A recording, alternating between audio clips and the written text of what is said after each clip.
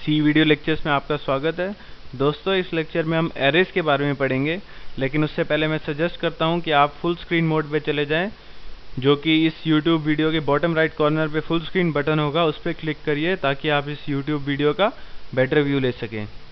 तो मैं एरे की बात कर रहा था। What is an array? Array एक हमारा डेटा स्ट्रक्चर होता है जो कि कलेक्शन होता है सिमिलर एलिमेंट्स का। तो इसका सिंटैक्स क्या होता है? जो एक जनरल सिंटैक्स होता है वो होता है रिटर्न टाइप, साथ में नेम या कोई वेरिएबल नेम, और स्क्वायर ब्रैकेट्स के अंदर साइज ऑफ एरे। तो रिटर्न टाइप हमारा कुछ भी हो सकता है, इंटीजर, फ्लोट, कैरेक्टर। सपोज मैं इस केस में कैरेक्टर ले रहा हूँ, CHAR। और वेरिएबल नेम कोई भी हो सकता है, जैसे मैं इसको एक वेरिएबल नेम दे रहा हूँ A, और साइज जितनी हमें रिक्वायरमेंट होती है उतना साइज देना होगा। सपोज मैं दे रहा हूँ 5। तो ये मैंने एक कैरेक्टर एरे बना दिया जिसका नाम है A और साइज है 5। तो दोस्तों, अगर हमें एक प्रोग्राम में 5 जगह इंटीजर वेरिएबल्स चाहिए, यानी कि हमें 5 इंटीजर वेरिएबल्स चाहिए, तो मैं अलग अलग इंटीजर वेरिएबल बनाने की जगह एक एरे बना सकता हूं और उसका साइज 5 कर देता हूं। वो सेम काम करेगा। सपोज मैं 5 इंटीजर बनाता हूं, int A, B, C, D, E। तो मैं 5 इंटीजर बनाने की जगह अगर मैं एक एरे बना लूं इंटीजर का, इंटीजर A कोई भी नाम दे सकते हैं, और साइज 5 कर दूं, तो दोनों का मीनिंग सेम है। इसमें हमें सिर्फ एक ही नाम देना पड़ा, जबकि यहाँ पे हमें अलग अलग नाम देने पड़े। तो इसलिए हम एरेज यूज़ करते हैं। जो एरेज हमने स्टार्टिंग में ही पढ़ा था, डेफिनेशन में ही, एरेज क्या होते हैं? Collection of similar elements. यानी कि इंटीजर जितने भी कलेक्शन है, इसमें 5 इंटीजर का कलेक्शन है। ये जो इंट A5 हमने बनाया है, इसका मतलब भी वही है कि ये एक 5 इंटीजर वेरिएबल का कलेक्शन है। दोस्तों, इसके अंदर भी अगर हमने ये बनाया है इंट A5, इसके अंदर भी 5 वेरिएबल्स होते हैं और उनके नाम होते हैं A0, A1, A2, A3 and A4। ये सबके आप देख सकते हैं नाम सेम है, बस सबस्क्रिप्ट जो कि इस केस में 0 है, इस केस में 1 है, इस केस में 2 है, वो अलग होती है। तो टोटल वेरिएबल्स इसमें भी 5 हैं, A5, A0, A1, A2, A3 and A4। तो ये 5 हमने वेरिएबल्स बनाए हैं। अगर हम इंट A5 बनाते हैं तो इसका मतलब यही है कि हमने 5 वेरिएबल बना दिए जिसका नाम A0, A1, A2, A3 and A4 है। तो हम एक छोटा सा प्रोग्राम बनाते हैं डेवलपर C++ में, include stdio.h include conio.h main function. मैं यहाँ पे एक इंटीजर एरे बना देता हूँ जिसका साइज 5 डाल देता हूँ। अब मैं इसके अंदर वैल्यू इनपुट कराता हूँ। वैल्यू कैसे असाइन करते हैं? बस इक्वल टू साइन लगा दीजिए, उसके बाद कर्ली ब्रेसेस का यूज़ करेंगे और कोई भी 5 वैल्यू एंटर करा दीजिए कॉमा के साथ। सपोज मैं डाल रहा हूँ 2, 5, 6, 9, 7, कर्ली ब्रेसेस क्लोज और सेमीकोलन। इसका मतलब ये है कि हमने जो 5 वैल्यू एंटर कराई है वो A0, A1, A2, A3 और A4 में स्टोर हो जाएगी। यानी कि 2 जो है हमारा वो A0 में स्टोर हो जाएगा, 5 जो है वो हमारा A1 में स्टोर हो जाएगा, 6 जो है हमारा वो A2 में स्टोर हो जाएगा, और 9 है जो हमारा वो A3 में स्टोर हो जाएगा, और जो 7 है हमारा वो A4 में स्टोर हो जाएगा। तो मैं आपको कोई भी वैल्यू प्रिंट करके दिखा देता हूँ। %d A2 get ch, हम A2 प्रिंट करा रहे हैं। तो A2 क्या होगा इस केस में? A0 पे 2 है, A1 पे 5 है, A2 पे 6 है, तो हमें 6 प्रिंट होएगा हमारा आउटपुट स्क्रीन पे। तो मैं कंपाइल कर देता हूँ प्रोग्राम, अब रन कर देता हूँ, कंट्रोल F10। आप अपनी आउटपुट स्क्रीन पे देख सकते हैं 6 प्रिंट हो रहा है। लेकिन अगर मेरे को सारे जो वैल्यूज़ हैं जो हमने एरे में स्टोर कराई है वो प्रिंट करानी है, तो उसके लिए मैं एक फॉर लूप का भी यूज़ कर सकता हूँ। फॉर लूप लगा देता हूँ, int I is equal to 0, I is less than 5, I plus, और मैं प्रिंट करा देता हूँ %DAI।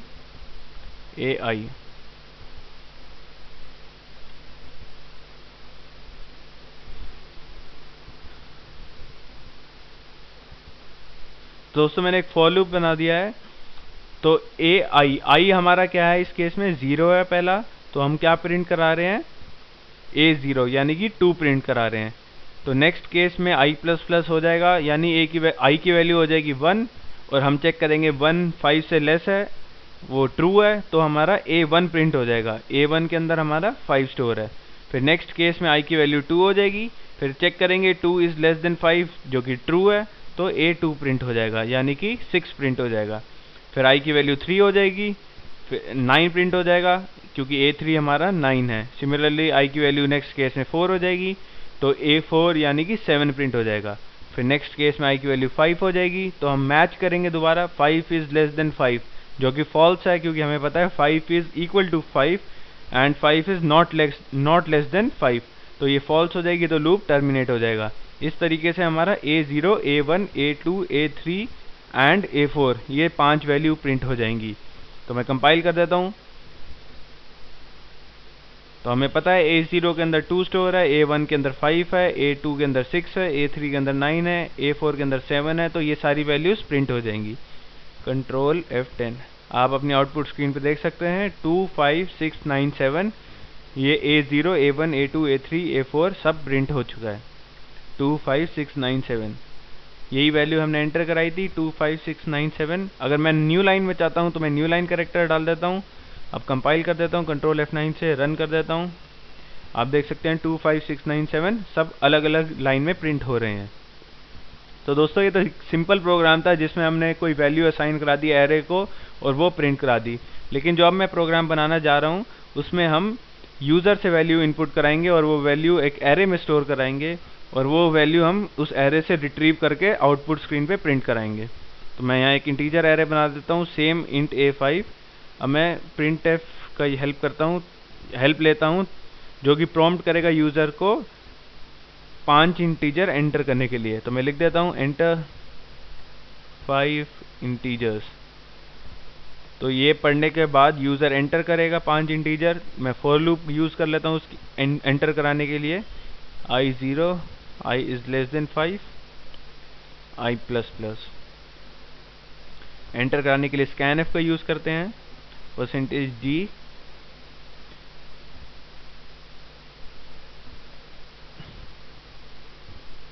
तो दोस्तों ये वही फॉर लूप है, I0 है, तो जो भी हम वैल्यू एंटर कराएंगे वो A0 में स्टोर हो जाएगा, फिर A1 में स्टोर हो जाएगा, फिर A2 में स्टोर हो जाएगा, फिर A3 में स्टोर हो जाएगा, फिर A4 में स्टोर हो जाएगा। तो 5 वैल्यू जो हम एंटर कराएंगे वो A0, A1, A2, A3, A4 में स्टोर हो जाएगा।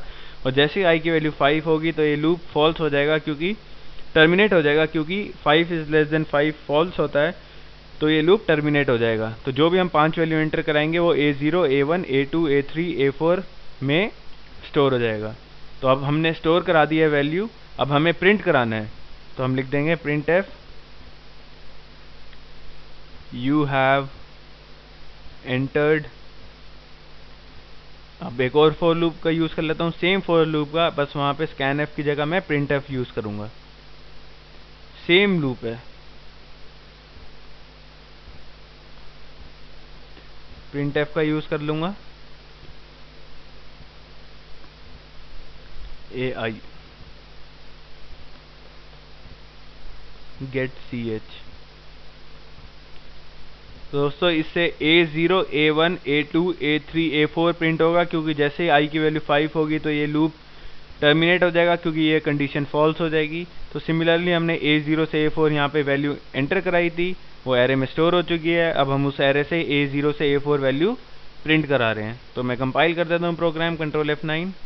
अब रन कर देता हूँ प्रोग्राम को। एंटर 5 इंटीजर्स, मैं 10, 20, 30, 40 और 50 एंटर करा दी। जैसे ही मैं एंटर की प्रेस करूँगा तो ये लिखा आ जाएगा यू हैव एंटर्ड, जो भी मैंने वैल्यूज एंटर करी है वो प्रिंट हो जाएंगी। तो मैं एंटर की प्रेस कर रहा हूँ, आप अपनी आउटपुट स्क्रीन पर देख सकते हैं यू हैव एंटर्ड 10, 20, 30, 40, 50। अगर मैं न्यू लाइन में प्रिंट कराना चाहूँ तो मैं यहाँ पे न्यू लाइन कैरेक्टर डाल सकता हूँ। दोबारा कंपाइल कर देता हूँ, अब रन कर देता हूँ। कोई भी नंबर डाल देता हूँ, 11, 12, 13, 14 और 15। अब मैं जैसे ही एंटर की प्रेस करूँगा तो यही नंबर न्यू लाइन में प्रिंट हो जाएंगे। आप अपनी आउटपुट स्क्रीन पे देख सकते हैं, यू हैव एंटर्ड 11, 12, 13, 14, 15।